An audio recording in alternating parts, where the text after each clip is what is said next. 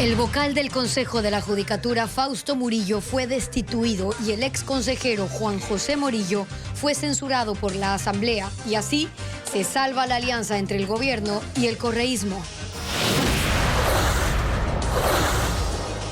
El contenido de 3 celulares del narcotraficante Leandro Norero es analizado en una diligencia judicial en criminalística en Quito. Un juez pide a Interpol emitir una tarjeta roja contra William Alcíbar, alias El Negro Willy, acusado de terrorismo por la incursión en el canal TC. Sectores productivos del turismo, la gastronomía y alimentos conforman un frente que busca alternativas para minimizar el impacto del aumento del IVA al 15% en su cadena de producción. 4 casas afectadas, un paradero turístico destruido y daños en cultivos causa el desbordamiento de 2 ríos en Bolívar, y en Milagro otro vendaval dejó sin techo a 41 casas. Refugiados palestinos se abalanzaron contra camiones llenos de ayuda humanitaria y soldados israelíes, sintiéndose amenazados, dispararon. Hay 107 muertos y 280 quedaron heridos. El vocal del Consejo de la Judicatura, Fausto Murillo, fue destituido y el ex consejero Juan José Morillo fue censurado por la Asamblea, y así se salva la alianza entre el gobierno y el correísmo.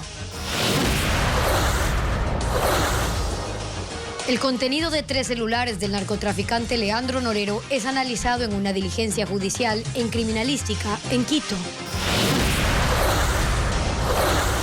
Un juez pide a Interpol emitir una tarjeta roja contra William Alcíbar, alias El Negro Willy, acusado de terrorismo por la incursión en el canal TC. Sectores productivos del turismo, la gastronomía y alimentos conforman un frente que busca alternativas para minimizar el impacto del aumento del IVA al 15% en su cadena de producción. 4 casas afectadas, un paradero turístico destruido y daños en cultivos causa el desbordamiento de 2 ríos en Bolívar, y en Milagro otro vendaval dejó sin techo a 41 casas. Refugiados palestinos se abalanzaron contra camiones llenos de ayuda humanitaria y soldados israelíes, sintiéndose amenazados, dispararon. Hay 107 muertos y 280 quedaron heridos. Muy buenas tardes, amigos. Bienvenidos a Televistazo. Gaby, ¿qué tal? Hola, Estefi, amigos, bienvenidos. La situación en la Asamblea para comenzar hoy. Con 102 votos, la Asamblea Nacional destituyó y censuró a Fausto Murillo y Juan José Morillo. Esta resolución mantiene la alianza entre el correísmo y el oficialismo. Patricio Díaz está en el Palacio Legislativo. Sí, hace pocos minutos concluyó este juicio político contra estos 2 ahora exfuncionarios, y como lo mencionabas, Gaby, 102 votos determinaron que sea destituido como vocal de la Judicatura Fausto Murillo, y también se censure al ex vocal Juan José Morillo. Estos votos provinieron de la Revolución Ciudadana, del Partido Social Cristiano y, a última hora, la decisión del oficialismo y de algunos independientes.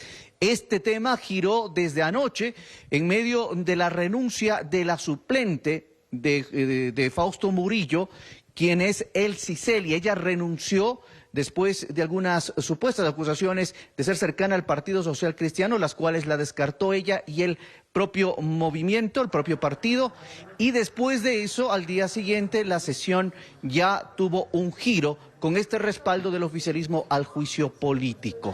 También debemos decir que Construye fue el movimiento que se abstuvo, y ellos han insistido en que se está dando también una apertura a la justicia por parte de la política, debido a que la salida de Fausto Murillo y de Elsie Celi indican que se deberá designar un nuevo vocal. Al ser ellos de origen o de una terna de la Asamblea, la Asamblea deberá definir una nueva terna con 3 nombres para ser el nuevo vocal de la Judicatura. Esto en torno a lo que ocurrió hoy en la Asamblea. Escuchemos la posición tanto de Construye como de la Revolución Ciudadana. Mire, aquí no debe haber representantes de ningún partido político. Se necesita recuperar la institucionalidad. Tienen que ser personas probas y personas con amplio conocimiento en derecho quienes deban estar en la terna que remita a la función legislativa. Repartirse el asunto de la judicatura, politizar a la justicia, es el acuerdo al que ha llegado Rafael Correa con Daniel Noboa. Entonces, ahora que ya han destituido al vocal, se abre un espacio donde el Pacto de la Impunidad pondrá un vocal en el Consejo de la Judicatura para lavar los delitos de la gente que le robó la plata a todos los ecuatorianos.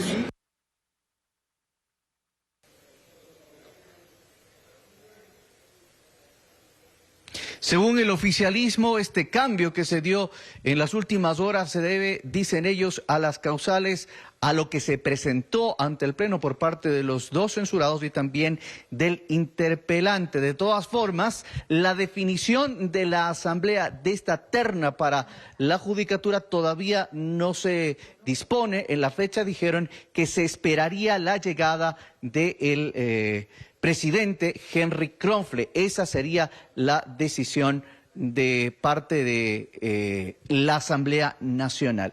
Estamos transmitiendo desde aquí, desde el hemiciclo legislativo, donde, como les mencionábamos, se dio esta decisión de censura contra Fausto Murillo y también su destitución, así como la censura de Juan José Murillo.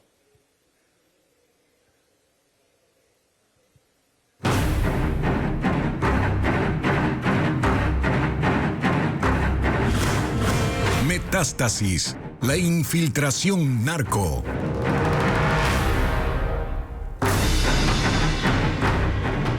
En el grupo de intervención y rescate GIR se instaló la audiencia para abrir los celulares hallados en la celda del narcotraficante asesinado Leandro Norero. Jacqueline Rodas cubre la diligencia.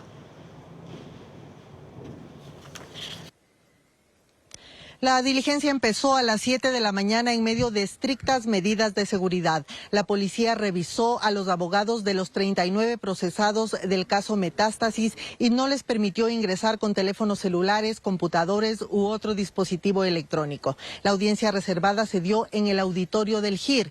Fiscales y peritos abrieron los 3 celulares encontrados en la celda del narcotraficante asesinado Leandro Norero. Son básicamente los chats que dieron origen a esta causa por delincuencia organizada, pero conocemos que el día de hoy también les hicieron escuchar audios de conversaciones entre Norero y alguno de los procesados. Varias de las defensas cuestionan ahora el origen de esta información. Otros, en cambio, dicen que se concentrarán únicamente en defender a las personas que están involucradas en este caso.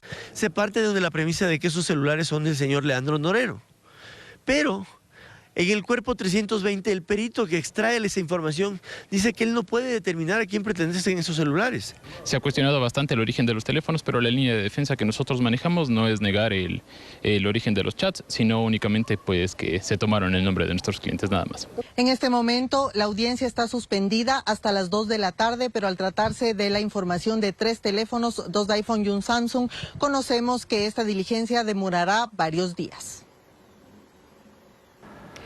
Norero seguía operando desde la cárcel. Dentro de los chats que presentó la Fiscalía hay una conversación con Gilmar, quien sería su brazo ejecutor para actividades ilícitas en las calles. Era mayo del 2022 cuando el narcotraficante Leandro Norero fue capturado. Acusado de liderar una organización de narcotráfico y lavado de activos, su detención significó un golpe al crimen organizado. O eso se pensó, porque según los chats que la Fiscalía ha publicado dentro del caso Metástasis, Norero seguía activo y operando desde la cárcel. Ñaño, esos 110 separados de los otros. Tienes a los muchachos desocupados. Por ahí quiero pasar 5 libros. Manda los que no tienen sellos. Ñaño, en 15 viene llegando el amigo de las 5 álgebras. De una, Ñaño, belleza. En esta conversación, Norero habla con alguien identificado como Gilmar, a quien la Fiscalía ubica como la persona con la que él realizaba actividades ilícitas de narcotráfico. Hablan en clave, pero se entiende que algo quieren sacar o hacer llegar a otro lugar. Entregado. Japón quiere que le saque una de 300 por el agua. Por ahí le voy a meter esos 200. Bueno, 195. En agua tú sabes que se va porque se va, ñaño. Ñaño, pegue esa avanzada ya. Mencionan que van a comenzar a trabajar con alguien que no conocen. Gilmar pregunta si ese alguien es de fiar. ¿Y quién es, ñaño? ¿Voy con confianza? Marino. Ya, ñaño, ya vamos a salir. Ya le entregué el burro con 200. Belleza, ñaño. Toca esperar. En 50 minutos nos devuelven el burrito, nos dijo. El burrito más traqueto de la historia. Pilas para ver si se hace cualquier cosa en Machala.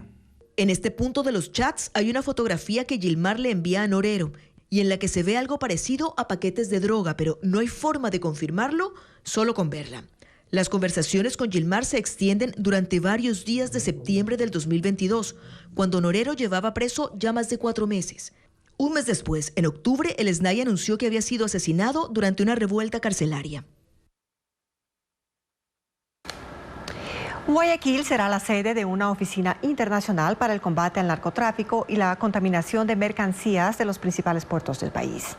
Esta mañana, la ministra de Gobierno, Mónica Palencia, durante un conversatorio en línea organizado por el Foro Académico Wilson Center de Estados Unidos, señaló que el proyecto tiene el apoyo de la Interpol y de la Unión Europea. La creación de esta nueva dependencia es parte de la cooperación internacional para la lucha contra las organizaciones criminales transnacionales. Este viernes llegará al país la ministra del Interior de Alemania, Nancy Faeser, para avanzar en la implementación del plan.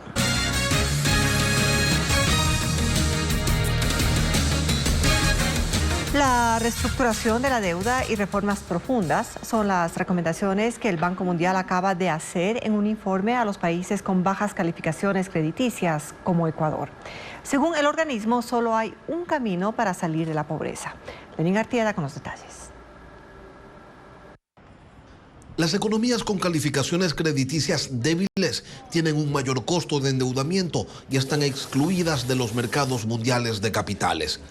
El Banco Mundial, en un estudio, determina que hay 28 países cuyas economías están en desarrollo, entre ellos Ecuador, que viven esta situación. Ello, según el organismo internacional, tendrá un efecto inmediato. En la mitad de esos países, al finalizar el año, las personas serán en promedio más pobres que en 2019.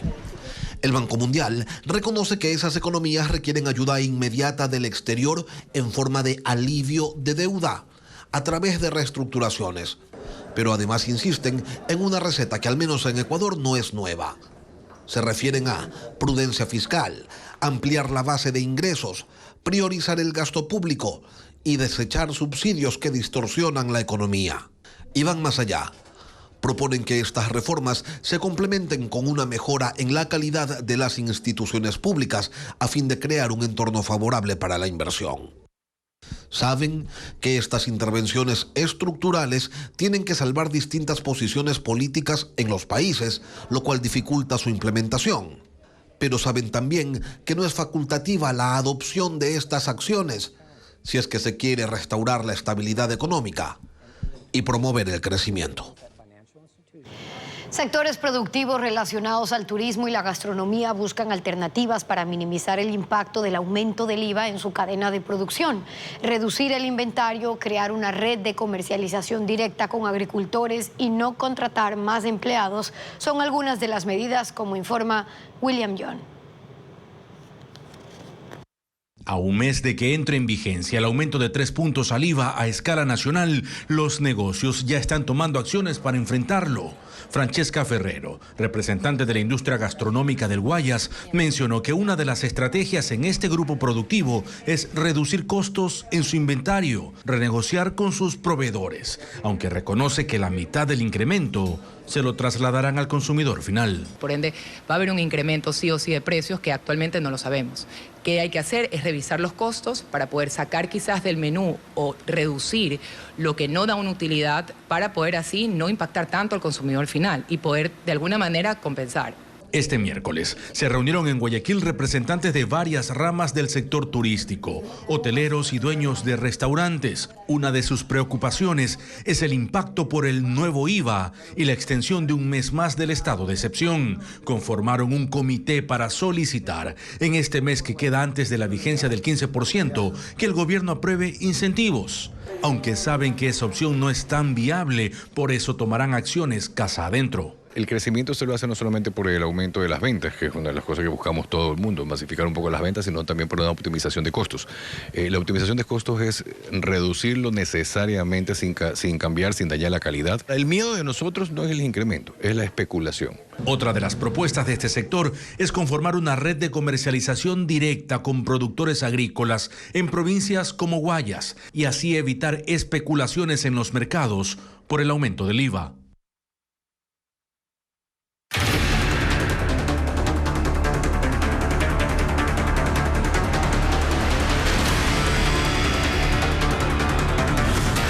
Invierno, estragos de las lluvias.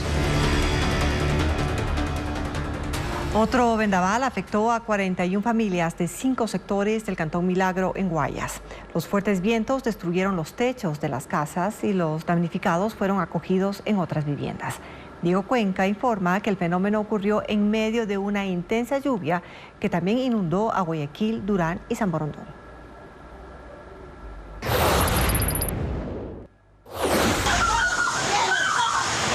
Habitantes grabaron cómo los fuertes vientos arrancaron los techos de las viviendas la tarde de ese miércoles en el sector Margarita 2.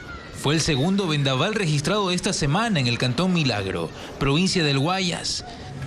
Según el municipio, las casas de 41 familias resultaron afectadas en 5 sectores. Vino un ventarrón, cuando acordé, alzó el techo, se lo llevó 40 metros. La gran mayoría de las viviendas eran de caña, cuyas láminas de zinc se destruyeron. Por eso la lluvia también dañó los enseres, mojó colchones y ropa de los damnificados, que tuvieron que ir a dormir en casas de otros familiares o vecinos. La mañana de ese jueves las autoridades municipales entregaron colchones, alimentos y materiales para reconstruir los techos. En total son 70 familias afectadas por el vendaval de ayer y del pasado lunes en 2 parroquias. La fuerte lluvia que cayó la tarde de ese miércoles en Durán inundó sectores del norte y sur. Las cámaras del ECU 911 captaron cómo el agua anegó calles principales de las ciudadelas, como panorama. Durante la noche los estragos se incrementaron porque hubo marea alta y la precipitación alcanzó los 103 milímetros. Tenemos que buscar una lancha para que podamos transportar, porque mira, ni los carros pueden pasar. En los barrios de El Recreo hubo carros averiados y negocios cerrados. El municipio desplegó cuadrillas de aseo cantonal y el nivel de agua disminuyó después de las 10 de la noche. En Guayaquil, 15 sectores fueron afectados por acumulación de agua, luego de una hora de lluvia, y eso generó problemas en el tránsito. El congestionamiento se reportó en las avenidas Las Américas, Pedro Menéndez, Francisco de Orellana y autopista Narcisa de Jesús. Las vías del Cantón San Borondón, donde se ubican las urbanizaciones, también quedaron anegadas y algunas sin luz, como Ciudad Celeste. Para este jueves no se han registrado lluvias y las actividades transcurrieron en la mañana con normalidad.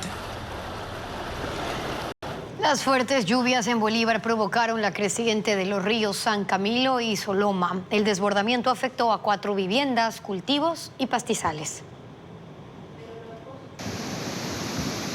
El aguacero de la tarde de este miércoles en el Cantón Echandía, en Bolívar, desbordó los ríos San Camilo y Soloma en la comunidad San José de Camarón. El agua ingresó a 4 viviendas y un paradero turístico. Hubo familias que perdieron electrodomésticos, alimentos, ropa, gallinas y cerdos. Entró el agua para adentro, a la sala, todita de la casa, entonces tuvimos que seguir sacando, arreglándoles. Todito va llevando ollitas, tanquecitos, todo va llevando. La fuerza con la que descendió el agua arrastró piedras, palos y lodo, afectando unas 15 hectáreas de cultivos y pastizal, dejando con alimento escaso al ganado de los barrios San Camilo y San José de Camarón. En este recinto habitan 50 familias que están en riesgo. Si las lluvias continúan en el subtrópico de Bolívar, el daño podría ser mayor. Vecinos de la comunidad y bomberos del Cantón Echandía ayudaron en la limpieza de lodo y material pétreo, utilizando mangueras de agua que permitió rescatar algunos enseres.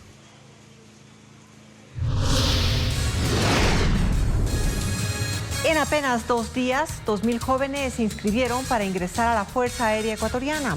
¿Cuántos cupos hay? Entérese en breve.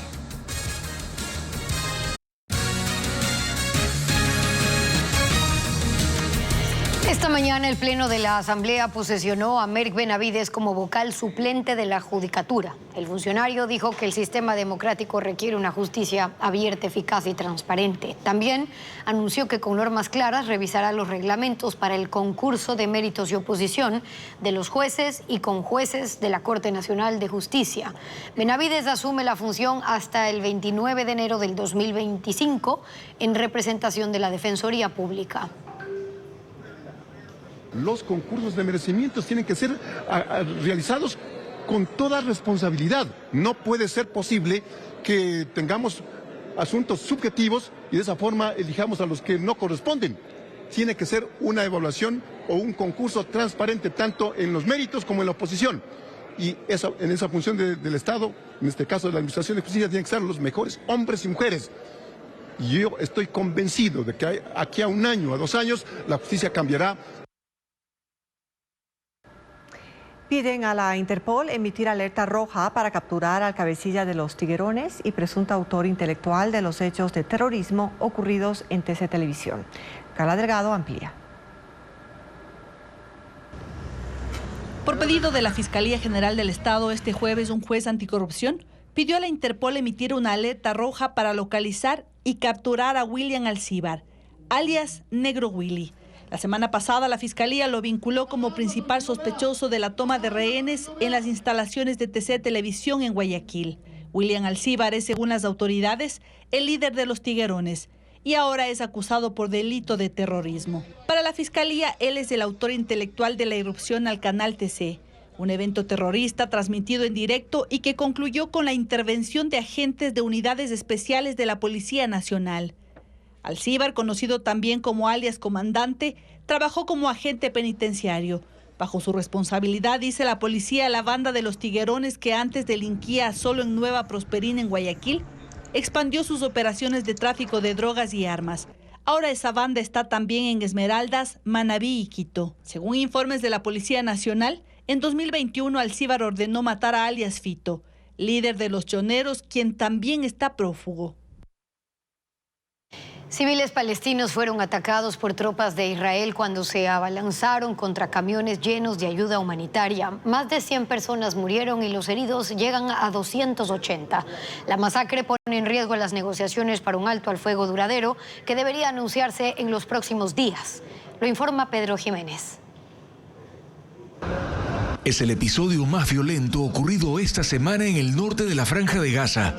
Las imágenes de equipos de visión nocturna publicadas por las Fuerzas de Defensa de Israel muestran un convoy de camiones circulando por la avenida y a una multitud rodeando las unidades que trasladan alimentos. La autoridad palestina denunció que en ese instante los soldados de Israel los atacaron con disparos de armas de fuego y desde tanques ubicados en la zona. Testigos dijeron que ocurrió cuando la gente sacaba harina y productos enlatados desde los camiones. Este hombre dice que corrieron hacia los camiones para conseguir algo de comer, que en ese momento les dispararon y algunos recibieron tiros en las piernas o en las manos, que fue entonces cuando dejaron todo y corrieron. Funcionarios israelíes reconocieron que los soldados abrieron fuego y argumentaron que lo hicieron después de que la gente se acercó en forma amenazadora. Antes, fuerzas militares habían indicado en un comunicado que docenas de personas murieron y otras resultaron heridas por los empujones, pisoteos y cuando fueron atropellados por los camiones. Durante todo el día se registró el ingreso de víctimas a las instalaciones del Hospital Al-Shifa. Ahí se contabilizaron 107 muertos y 250 heridos. Un incidente que provocó la reacción del movimiento Hamás, que amenaza con detener las negociaciones para una tregua. Conversaciones que apuntan a un cese al fuego de 40 días, a cambio del ingreso masivo de ayuda en hasta 500 camiones por día y la liberación de 40 rehenes. Un acuerdo que ahora está en riesgo. La Corte Suprema de Estados Unidos decidirá si el expresidente Donald Trump irá a juicio por injerencia electoral. Este es el proceso más grave contra él y tiene que ver con las supuestas presiones que ejerció para revertir el resultado de las presidenciales de 2020 que perdió contra Joe Biden y que derivaron en el asalto del 6 de enero al Capitolio. Donald Trump quiere evitar un juicio federal por 4 cargos penales por conspiración. La defensa alega que para que un exmandatario sea despojado de inmunidad, debe primero ser sometido y condenado por el Congreso, lo que no ha ocurrido en el caso de Trump. Y aunque semanas atrás un tribunal determinó que debe ir a juicio, apeló y pidió a la Corte Suprema que se pronuncie. Los 9 jueces de la Corte han aceptado el recurso y decidirán si el expresidente tiene inmunidad penal o no por conductas y hechos ocurridos durante su mandato, y ha establecido que la audiencia para escuchar los argumentos sea el 22 de abril. Sobre el expresidente pesa una acusación por conspirar contra el proceso electoral mediante el fraude y la mentira y por intentar obstruir la certificación del triunfo de Joe Biden durante la sesión del Pleno del Congreso del 6 de enero de 2021. Una jornada que terminó en insurrección por el asalto de miles de sus seguidores contra el Capitolio. En Turquía fueron detenidos 42 integrantes de una banda de tráfico de personas y rescataron a 333 migrantes irregulares que llegaron tras cruzar Irán. Las nacionalidades de los viajeros no han sido reveladas, pero ya se iniciaron los trámites de deportación. El operativo se llevó a cabo en varias provincias de Turquía y allí decomisaron $320.000, rifles, teléfonos móviles, chips de celulares. Turquía se ha vuelto un destino popular y un punto de tránsito para quienes buscan llegar a la Unión Europea. Texas continúa batallando contra uno de los peores de su historia. El Servicio Forestal Estatal informó de 418.500 hectáreas consumidas por más de 30 focos. 70 casas fueron destruidas. Además, se confirma la muerte de una mujer de 83 años cuando el fuego envolvió su vecindario en la ciudad de Stinnett. El incendio más grande se expandió hacia el norte y llegó a partes de la vecina Oklahoma. En Estados Unidos, una universidad de medicina recibió una donación multimillonaria y permitirá que los alumnos estudien gratis. Ileana Suárez nos trae la historia de una profesora de la institución que donó la herencia que le dejó su esposo en favor de la educación. The Albert Einstein College of Medicine will be tuition free.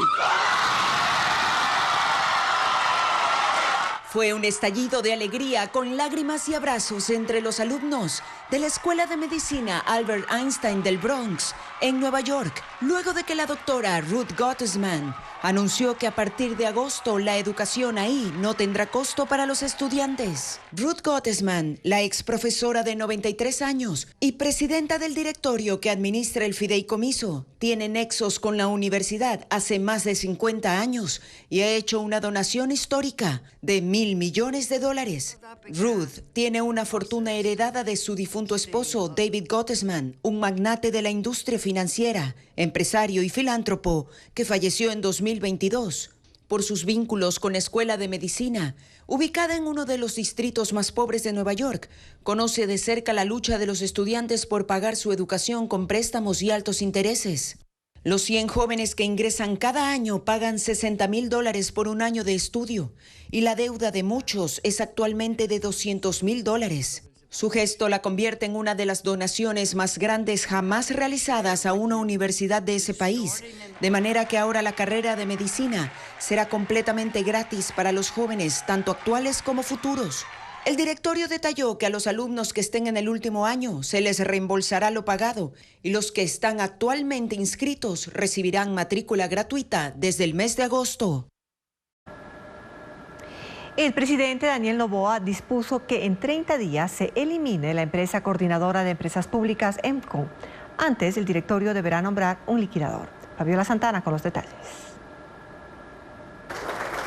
Ahora es un hecho. El presidente Noboa firmó la partida de defunción de EMCO y puso fecha para liquidarla. Este era uno de los objetivos del jefe de Estado desde antes de su posesión y este martes firmó el decreto ejecutivo en el que dispone extinguir la empresa coordinadora de empresas públicas. El proceso deberá iniciar en máximo 15 días. Para ello, el directorio deberá designar al liquidador y este dispondrá de un plazo máximo de hasta 3 meses para llevar a cabo el proceso de liquidación. Cumplido el plazo, el liquidador deberá transferir a la Presidencia de la República todos los activos y pasivos, incluyendo los derechos litigiosos o procesos legales. El producto de los bienes de EMCO servirá para pagar deudas. La entidad tiene 56 empleados y el gasto anual es $1,5 millones. EMCO concentra 3 empresas públicas, 6 de ellas en liquidación: TAME, Correos del Ecuador, Ferrocarriles del Ecuador, Medios Públicos, Unidad Nacional de Almacenamiento y la fábrica de uniformes Fabrec.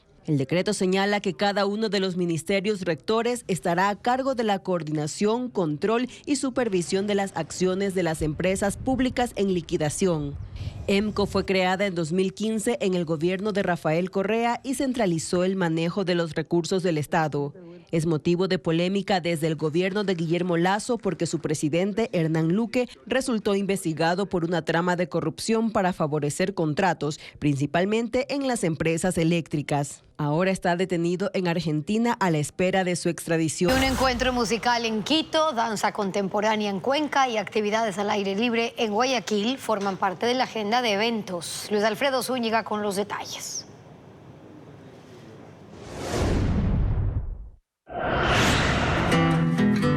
El Teatro Variedades Ernesto Albán de Quito será el escenario de un encuentro musical con la cantante ecuatoriana María Tejada, quien fusiona la música tradicional con elementos de jazz. En plenitud de aromas. Ella regresa al Ecuador para ofrecer un concierto junto con el maestro de guitarra criolla, Julio Andrade. El evento se llevará a cabo a las 5 de la tarde del sábado 2 de marzo y tendrá la participación de invitados especiales.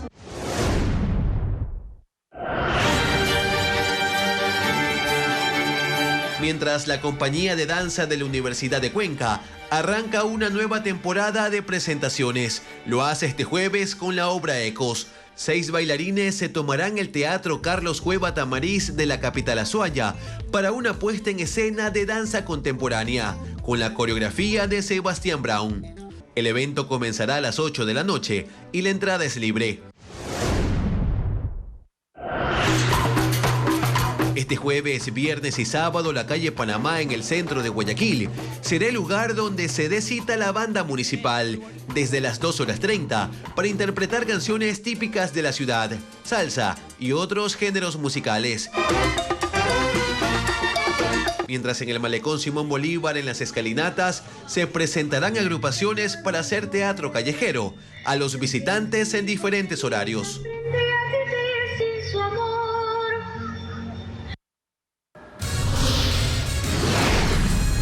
¿Por qué en este año febrero tiene 29 días? Al volver, la explicación.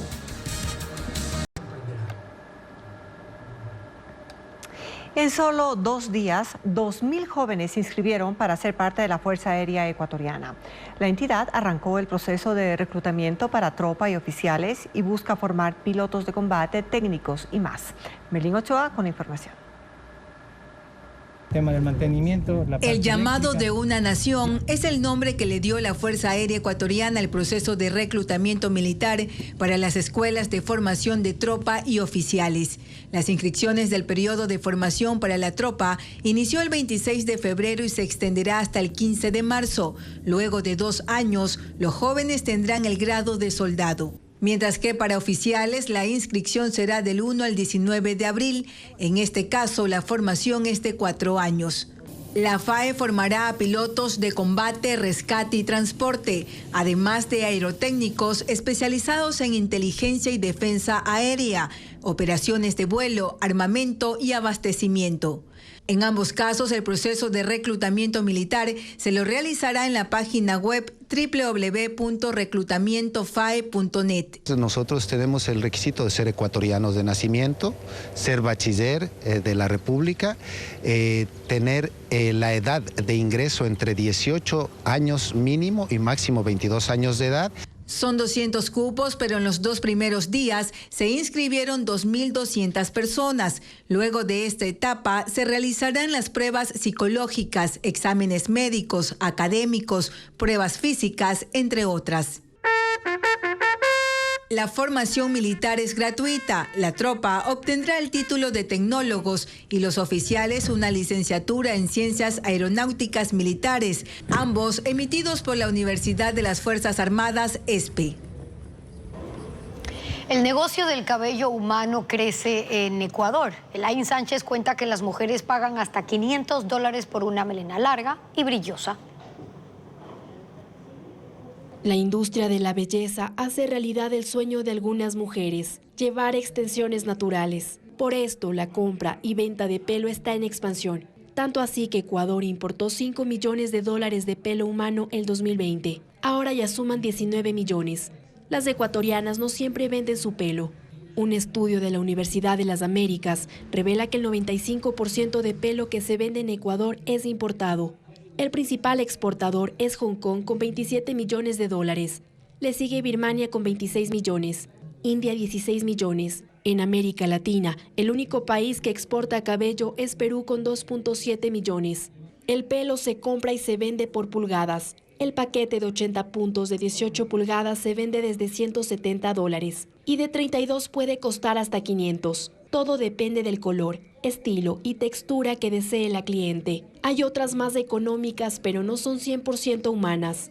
Antes de ser colocadas, las extensiones son tratadas con productos especiales de limpieza y cosidas de una en una. En el mercado se ofrecen extensiones de queratina que se asimila a una goma que sujeta, de clip que se colocan con vinchas, cosidas que se pueden quitar y poner, adhesivas que se pegan con goma especial y de grapas que están sujetadas de manera permanente al cuero cabelludo. Nosotros trabajamos solo con cabello 100% humano porque a este cabello que tiene cutícula lo podemos tinturar, hacer permanentes, todo exactamente como nuestro cabello. Las extensiones de cabello 100% natural pueden durar hasta 3 años dependiendo del cuidado y requieren un mantenimiento cada 2 meses.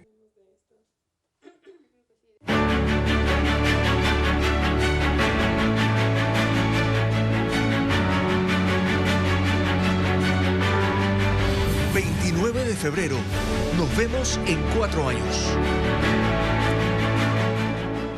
Hoy es 29 de febrero. Esta es una frase que solo podemos pronunciar cada 4 años cuando el calendario trae un día de más. Los años bisiestos como este son considerados especiales, aunque realmente son solo el resultado de un desfase en el tiempo que la Tierra toma para recorrer su órbita. Un calendario de 366 días sirve para muchas cosas. Al comercio, por ejemplo, les sirve para apropiarse de la coyuntura y ofrecer ofertas. Que si cumples años hoy tienes rebajas, que si llevas 2 pagas solo 1, y no solo en Ecuador. Un breve recorrido por redes sociales y es fácil ver que el 29 de febrero es especial en todas partes. Aunque no todos lo toman tan bien o con tanta festividad. Hay quienes consideran a los años bisiestos de mala suerte y hasta tienen un refrán: año bisiesto, año siniestro, y recuerdan todas las cosas malas que han ocurrido en los años bisiestos. En el 2020 se regó el coronavirus por el mundo. En 1980 asesinaron a John Lennon, en el 68 a Martin Luther King y en 1912 se hundió el Titanic. Pero, a ver, cosas malas pasan todos los años, bisiestos o no bisiestos. Y en realidad eso de sumar un día cada 4 años no proviene de ninguna superstición, sino de la necesidad de cuadrarlo todo para que no se desfase el calendario. Lo que ocurre es lo siguiente: cada que la Tierra da la vuelta al Sol contamos un año, pero en realidad la Tierra no se demora 365 días exactos en dar la vuelta al Sol, sino 365 días, 5 horas, 48 minutos y 56 segundos. Ese tiempo extra que va quedando en cada vuelta se va sumando y completa casi un día adicional cada 4 años.